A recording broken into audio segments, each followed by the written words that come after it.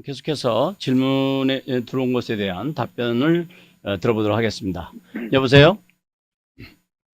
여보세요? 네, 네, 여보세요? 네, 오래 기다리셨습니다. 네, 예. 이렇게 뭐 전화로 하니까 실제로 나와서 하시는 것보다 좀 불편하신 것이 있으신가요? 지금 안 선생님 얼굴 쳐다보고 있으니까 좀 비슷한데요, 저는. 그래요? 네, 네, 우선 제일 먼저 들어온 그 질문에 대한 답변을 좀 들어보도록 하겠습니다. 이번 네. 코로나로 문을 닫게 되었습니다. 그런데 밀린 세일즈 텍스로 걱정이 많습니다.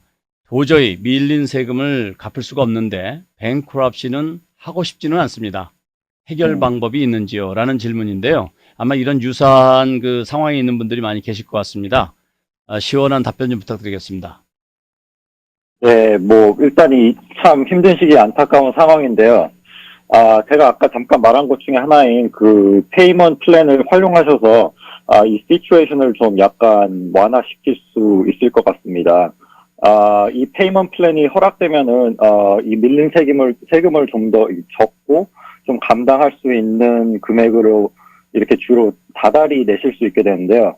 다만 이 페이먼트 플랜에 퀄리파이 하시려면은 주로 이 자산에 대한 공개를 풀로 하셔야 되고요. 그리고 가게가 지금 아까 문을 닫은 상태라 하셨는데, 그러면 아마 온라인으로 신청이 안 되고 지금 어카운트를 담당하시는 분에게 직접 연락을 주셔서 프로그램에 그 페이먼트 플랜에 대해서 디스커스 하셔야 될 것 같습니다.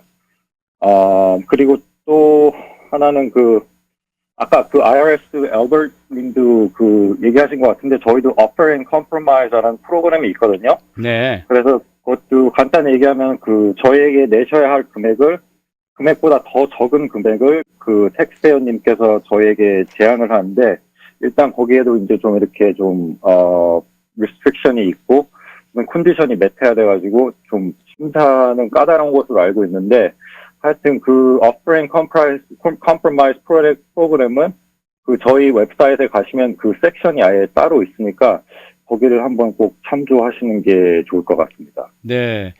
저도 지금 말씀하시는 것에 동의하는데요. 이렇게 이제 어렵게 되었을 때, 뱅크럽시를 하시기 전에, 국세청에 연락을 해서, 첫째, 납부를 할 수가 있다면 인스톨먼트 페이먼트를 하면 되는데, 지금 이분처럼 이제 문을 닫게 되면 사실 인스톨먼트 페이먼트도 어렵잖아요. 그렇죠. 그러면 지금 마지막에 말씀하셨던 것처럼 오프닝 컴프로마이즈를 통해서, 협상을 통해서, 실제적으로 납부해야 될 체납세 금액을 조정을 받는 그런 시도를 해보는 것이 좋습니다. 그렇지만, 아까 여기 연방국세청에서 나오신 알버트 황 감사관께서도 같은 말씀 하셨는데, 오퍼링 컴프로마이즈라는 것이 국세청에다가 신청하면 그냥 주는 것이 아니라 나의 재정 상태를 잘 정리해서 그리고 왜 내가 이 돈을 도저히 갚을 수 없는지를 설명하는 그런 과정을 숫자와 다큐멘트로 다 준비를 해서 정확하게 제출해야 국세청에서 리뷰를 하고 고려를 하지, 그냥 어렵다라는 하소연 쪽의 그런 형태의 신청으로서는 거의 불가능하다고 봐야 되겠죠. 그렇죠? 네, 그렇습니다. 네. 그래서 특히 스테이트 같은 경우는 IRS보다 굉장히 더 까다롭고 더 엄격하게 하는 점 참고하시면 좋겠습니다. 자, 그 다음에 이제 두 번째 질문인데요. 조그마한 마켓을 2년 전에 시작했습니다. 기존의 비즈니스를 인수하는 것이 아니라 새로 셋업을 했는데요. 어떤 것을 세일즈 텍스를 받아야 하고 어떤 것이 받지 않아도 되는지를 구분하는 게 너무 힘듭니다.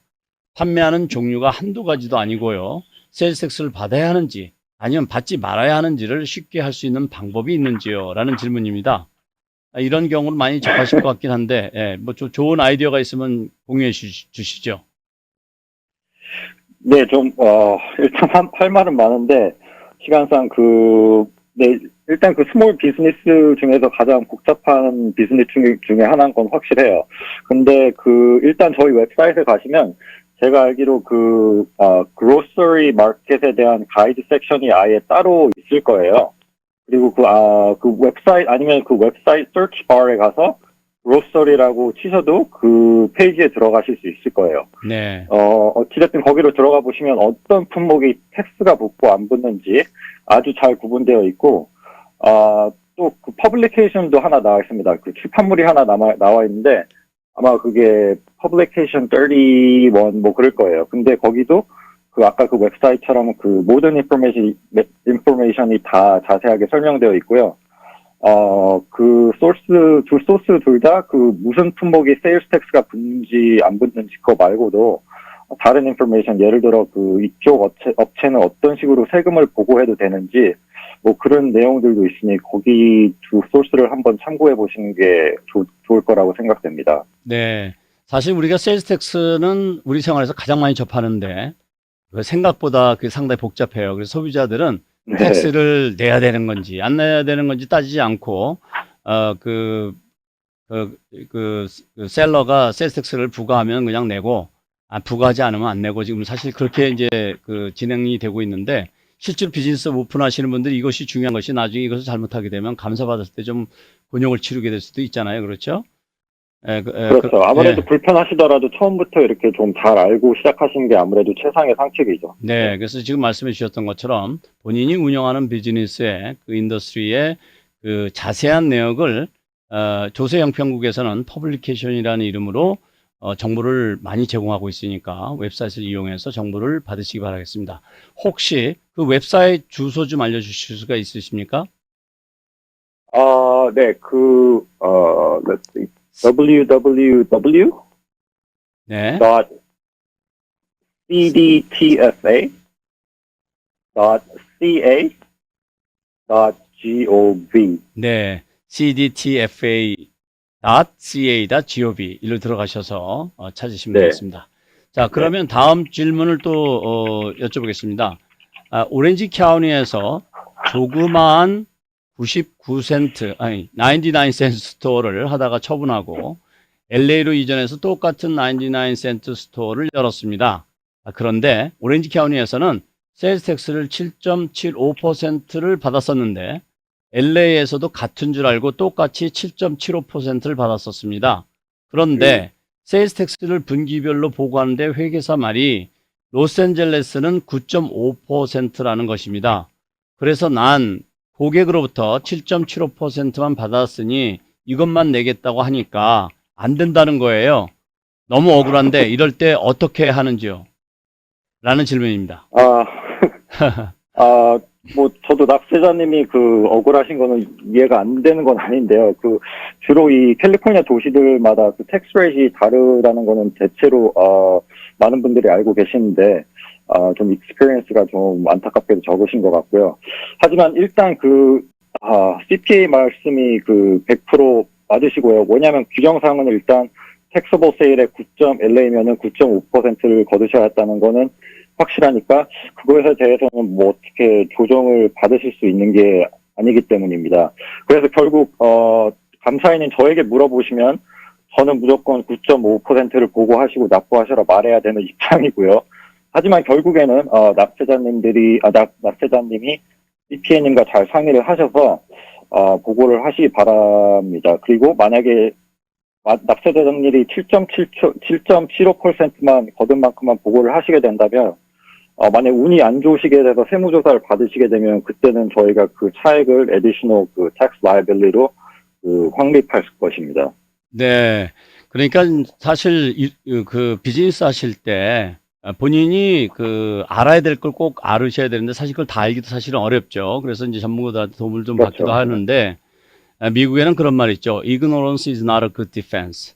그러니까 내가 몰랐다는 것이 좋은 방어는 아니라는 얘기입니다. 그래서 몰랐다는 것을 하는 것은 이노센트냐 아니냐는 따질 수는 있겠으나 그것을 인해서 내가 가져야 될 의무를 면제받을 수는 없기 때문에 이런 룰 같은 거라든지 규정 같은 거를 잘 이해하시는 것이 대단히 중요할 것 같습니다. 끝으로 아주 간단한 질문 한 가지만 더 여쭤보겠습니다. 내가 자동차를 오렌지 카운티에서 구입하려고 그랬더니 세율이 좀 전에 질문했던 것처럼 7.75%인데 LA 자동차를 구입하면 9.5%입니다. 그럼 오렌지 카운티에서 구입해도 되는지요? 그러면 세금을 절약할 수 있는지요? 라는 질문인데요. 그거를 오렌지 카운티에서 구입을 하시더라도 그 차가 레지스터가 LA로 돼 있으면은 LA 텍스를 9.5%를 내야 되는 걸로 알고 있습니다. 제가 알고 있는 바로. 네. 네. 유일하게 그 자동차가 그래요. 다른 거는 그 구입하는 곳에 세율이 적용이 되는데 자동차는 본인 거주지에 이제 세금이 부과된다는 것 기억해 주시면 네. 감사하겠습니다. 자, 오늘 수고 많이 해주셨습니다. 오늘은 여기까지 그 세미나가 진행되어야 될 것 같습니다.